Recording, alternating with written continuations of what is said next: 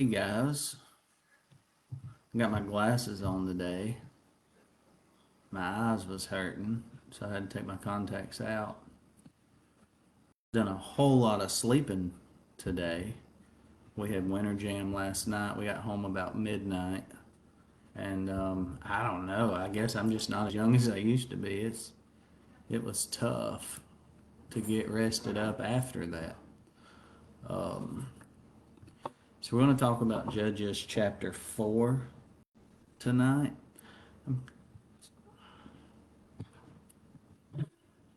All right, let's get started. So, going in order, we're on Judges chapter 4. One of the things that I want to get out first is chapter 4 talks about Deborah. And I've been asked multiple times about Deborah because of her being a woman, and she's called a prophetess, and she's judging Israel. So how does that fit, before we even get involved in chapter 4, how does that fit with male leadership? So what does the text actually say? Judges 4:4, it says, Deborah was a prophetess and was judging Israel at that time. So we covered what the word judge meant last week. In Hebrew, the word for judge was shephat. And that meant to lead, or it means to lead, to govern, or to exercise authority. So we need to be clear. Deborah wasn't just giving advice, she was functioning as a national leader raised by God. And that's not controversial. That's literally what the text says. So does this contradict male leadership? Here's where we need to slow down a little bit, okay? Ephesians 5:23 says, for the husband is the head of the wife, even as Christ is the head of the church. So in the home, the husband leads. That's leadership responsibility. Now Ephesians 5:25 through 31, I've got all these marked. It is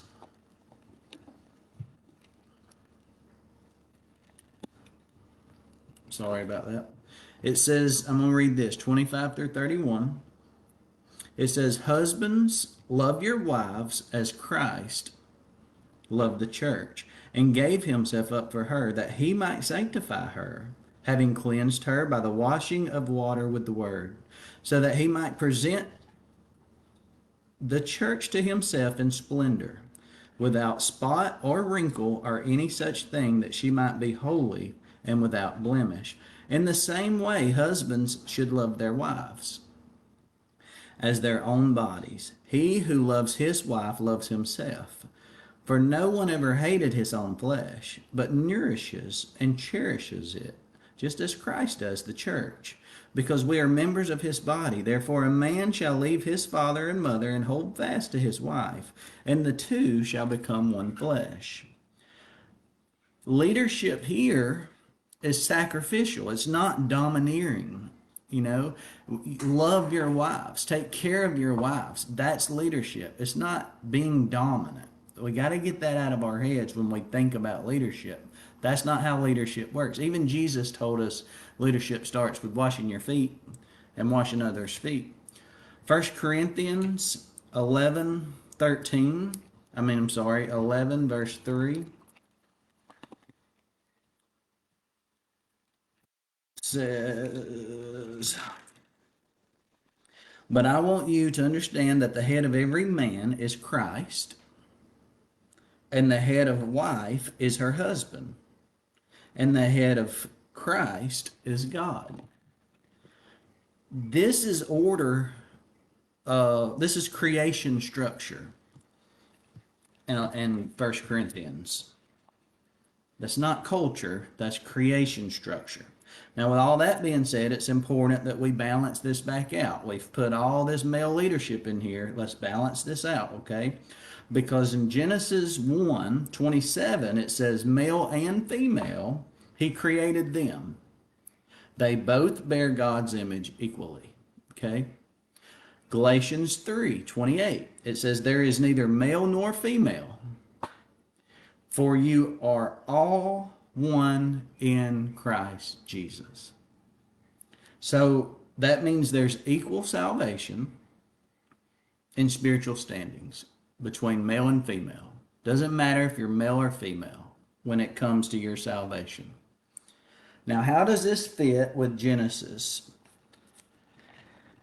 Genesis 2 shows Adam was formed first and Eve was made as a helper. The Hebrew word for helper is Ezer, E-Z-E-R, and it meant strong partner. Genesis 3 shows that Adam was held responsible federally. Okay? And let's touch on that for just a second, federally. And this is Romans 5 confirms this too, but it shows even though Eve sinned first, God didn't treat Eve as the covenant head. God calls to Adam first. In Genesis 3:9 it says, then the Lord God called to Adam and said to him, where are you? Then the command was given to Adam before Eve existed. And the Lord God commanded the man. That's in chapter 2. Adam knowingly disobeyed. Eve was deceived. But Adam ate with full awareness. If you remember, God told Adam not to eat off of that tree. The curse language targets Adam's role. Because you have entered, Genesis 3:17, because you have heeded the voice of your wife, cursed is the ground for your sake. So even though Eve participates, Adam bears covenant responsibility. That is the definition of federal headship. One man represents many. Okay, this is important. Romans chapter 5 explicitly confirms this. Adam's federal responsibility. Paul removes all doubt. Romans 5 verse 12 says, through one man's sin entered the world, would have been talking about Adam and creation, and death through sin. Paul does not say through one couple.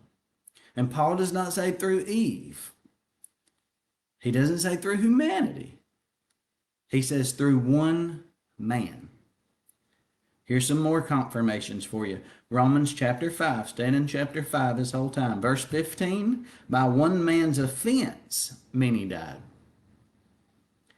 Verse 17, by one man's offense, death reigned. And then verse 19, by one man's disobedience, many were made sinners.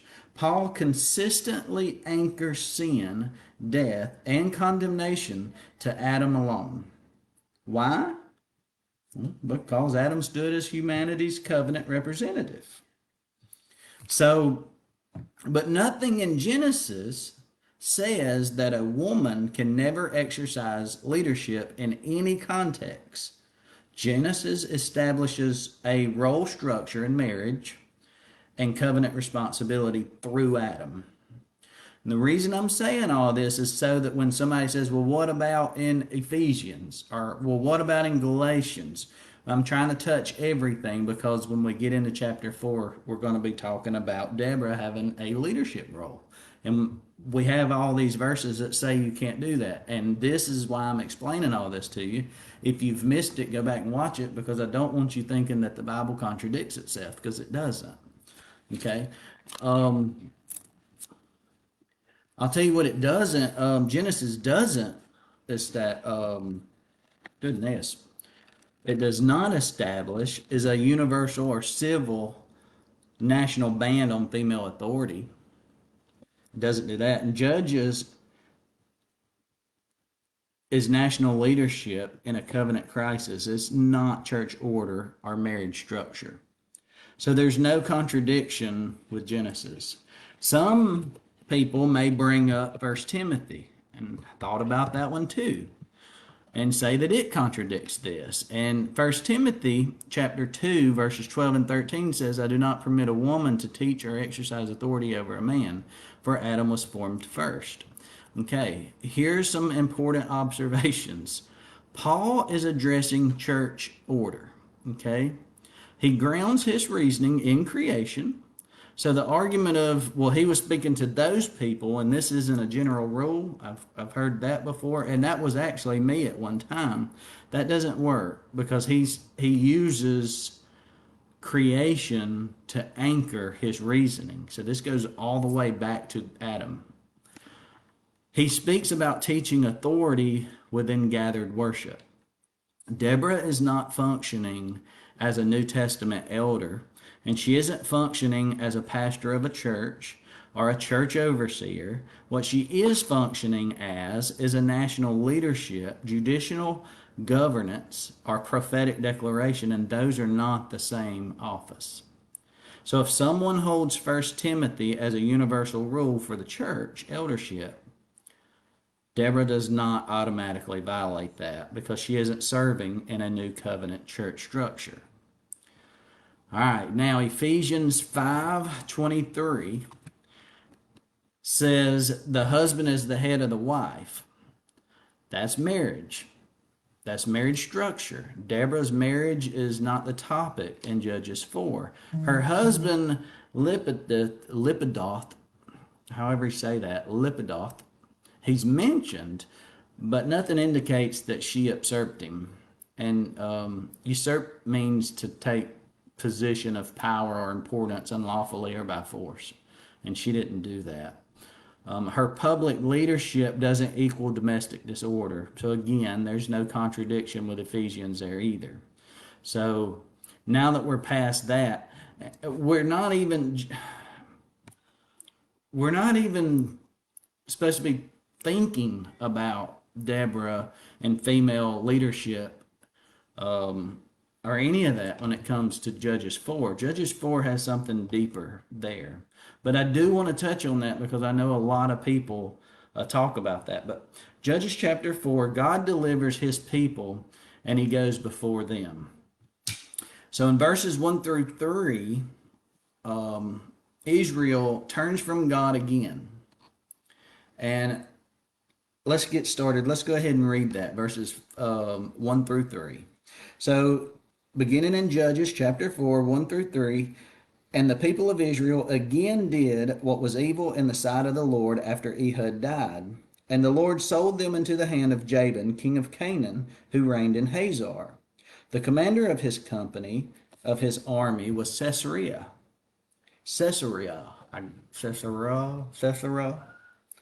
who lived in Harosheth Hagim. Then the people of Israel cried out to the Lord for help, and he had 900 chariots of iron, and he oppressed the people of Israel cruelly for 20 years. All right, so now notice that it says back in chapter 3, verse 30, the land had peace for 80 years. So it's important that we understand that as we go through Judges, we keep seeing, and the people of Israel again did what was evil in the sight of the Lord.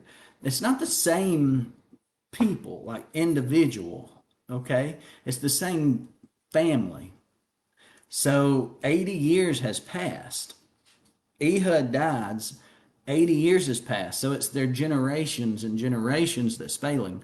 It's our kids, right? So theoretically, this would have been you and I serving under Ehud, then we die, and our kids are the ones that's alive when Deborah and Barak come about. Okay, so it's not the same people going through each set. They did evil in the sight of the Lord. The Lord sold them, which would be hand them over to their enemies, and for the next 20 years they cried out for help. And that made me think, why do we wait until things fall apart before we take God seriously? They had to wait 20 years. How many times have you prayed and expected it to be answered immediately? I mean, these guys, I just hit a button on my screen here, but these guys cried out for 20 years. We're going to continue reading verses 4 through 10. It says, now Deborah, a prophetess, we done went through all of that. If you missed it, rewind it. after this, the wife of Lapidoth was judging Israel at that time. She used to sit under the palm of Deborah between Ramah and Bethel in the hill country of Ephraim, and the people of Israel came up to her for judgment. She sent and summoned Barak, the son of Abinadab, from Kadesh Naphtali, and said to him, "Has not the Lord, the God of Israel, commanded you?" This would be God. "Go, gather your men at Mount Tabor, taking 10,000 from the people of Naphtali and the people of Zebulun. And I will draw out Sisera, the general of Jabin's army, to meet you by the river Kishon with his chariots and his troops, and I will give him into your hand." Was Barak say? Barak said to Deborah, if you will go with me, I will go. But if you will not go with me, I will not go. And she says, I will surely go with you. Nevertheless, the road on which you are going will not lead to your glory, for the Lord will sell Sisera, remember who that is the general, into the hand of a woman. Okay, that's important. Deborah is leading Israel at the time. She hears from God, then tells Barak what God says to her. And Barak says, I'll go if you go. He believes God, but he's nervous. And Deborah says, fine, we'll go. But you're not going to get the credit. And you're not going to be the one that kills the general Sisera. It says, when Sisera was told that Barak, the son of Abinadab, had gone up to Mount Tabor, Sisera, which is the general, called out all his chariots, 900 chariots of iron, and all the men who were with them from Harish Hegoyim, that's a tough one right there, to the river Kishon. And Deborah said to Barak, up, for this is the day which the Lord has given Sisera into your hand. Does not the Lord go out before you? So Barak went down from Mount Tabor with 10,000 men following him. I got a little ahead of myself right there. I really like this story. So let's cover some of this. And I keep having stuff pop up on the screen.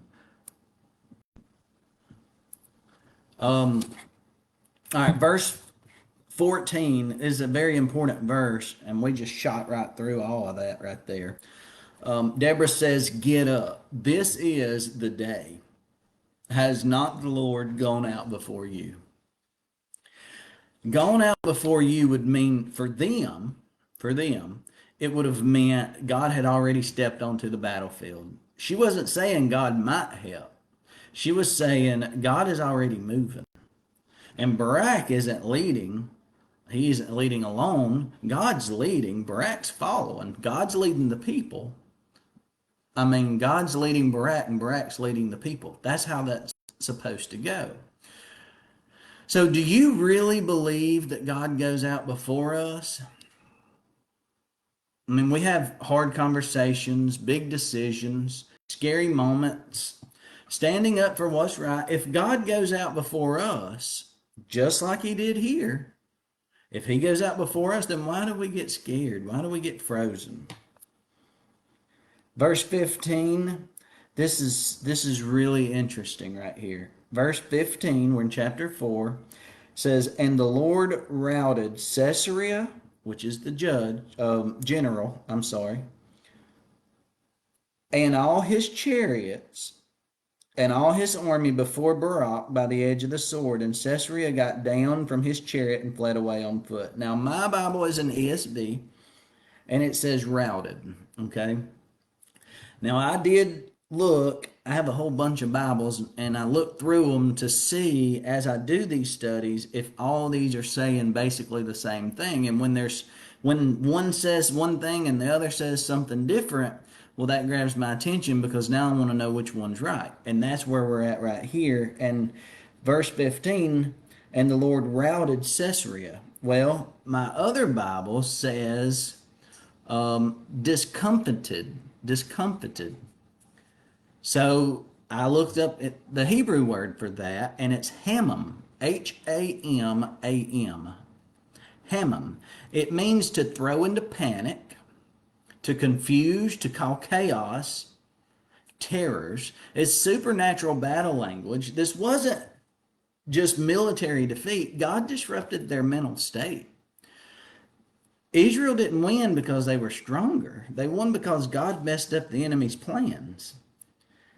And that means for us that sometimes God doesn't remove your problem. He just causes it to fall apart on its own. And that's why it's important that we look at different versions and really study the word, because when I first read this out of my Bible and it says routed, I promise you, I thought that they just routed around something. Routed was to change course, in my opinion. And it comes to find out it's not. God affected their mental state altogether and caused them just to be massively confused and thrown into a panic. And that's what that is. All right, we're going to continue on. This one right here, we're going to read through verse 22. So we're going from, where are we at? 16. We're going to start at 16 and read through 22. And Barak pursued the chariots and the army of Heshertoth Hagoyim. That's a tough word. And all the army of Sisera fell by the edge of the sword. Not a man was left. But Sisera fled away on foot to the tent of Jael. Jael was the wife of Heber the Canaanite. For there was peace between Jabin, the king of Hazor, and the house of Heber the Canaanite. And Jael came out to meet Sisera and said to him, "Turn aside, my lord. Turn aside to me. Do not be afraid." So he turned aside to her, and he went into her tent. And she covered him with a rug. Now he fled. Remember that. And he went into her tent. And she covered him with a rug. And he said to her, "Please give me a little water to drink, for I am thirsty." So she opened a skin of milk and gave him a drink and covered him. And he said to her, "Stand by the opening of the tent. And if any man comes and asks you, 'Is anyone there?' say no." But Jael, the wife of Heber, took a tent peg and took a hammer in her hand. And she went softly to him and drove a peg into his temple. It went down into the ground while he was lying fast asleep from weariness. So he died. And behold, as Barak was pursuing Sisera, Jael went out to meet him and said to him, "Come, and I will show you the man whom you are seeking." So he went into her tent, and there laid Sisera, dead, with a tent peg in his temple. She killed him. But we already knew that, for all the way back here in verse 9, it says, "For the Lord will sell Sisera into the hand of a woman." Now Barak was hunting him down. But if the Lord said it was going to happen, it didn't matter how hard Barak tried. He wasn't going to be able to kill this man. So Sisera runs away, thinks he's safe. He hides in a tent. Jael uses what she has and ends it. And the powerful general dies in a tent. Not on a big battlefield, no big speech, just done. God doesn't need big people, just willing people. You remember David and Goliath? Sure you do. Everybody knows that story. Little David versus big Goliath. Well, now you can also add to that memory little girl Jael and big general Sisera. So there's multiple times that God has used, I guess, people you wouldn't expect. He just needs willing people. So what's some of the things? I'm gonna finish this off. Verse 23, it says, "So on that day God subdued Jabin the king of Canaanite before the people of Israel. And the hand of the people of Israel pressed harder and harder against Jabin the king of Canaan until they destroyed Jabin, king of Canaan." So what we learn from Judges 4 is, of course, sin brings consequences. God listens when we cry out. We have to have patience. If they waited 20 years, why would we not? Thankfully, we don't a lot of times, but you got to quit thinking that God's got something against you just because he doesn't answer it. The song, some of God's greatest gifts are unanswered prayers. We don't know what's best for us. We think we do, but I'm pretty sure the one that created us knows. God goes before us in everything we do. He's already there making a way. We just have to trust him. And God wins battles that we can't. So this chapter, it isn't about Deborah being a woman. It's literally about this question: do you believe God is already ahead of you? Barak hesitated because he wasn't fully sure, and Deborah believed it. And when they moved, God moved. If God has already gone before you, then what are you waiting on? Next week, we have chapter 5. Chapter 4 shows this battle. Chapter 5 shows a victory song. It's a little more intense than you might think. So let me know your thoughts in the comments. I'll see you next Monday at 9 p.m. And I also want to throw this in here at the end. I'm going to start doing some prayers. If you have a prayer request, you can private message me. Tonight, I would like to ask all of you people who's watched this to the end to remember Debbie Ashley. That's Clay's grandmother. She's having some heart problems, and they've moved her to Huntsville Hospital. I also want to remember Wade and Kate Ann Gardner. Wade was diagnosed with kidney cancer, and the tumor is confined to one kidney, so they will be able to remove that kidney. But that surgery is a week from this Wednesday, so if you would remember those two in your prayers. And if you have any that you would like I said, send me a message, a private message, if you don't want it public. And you can even tell me to keep it private, and I won't mention it on here, but I'd love to pray for you guys as much. And thank you so much for your support. And I will see you next Monday at 9 p.m.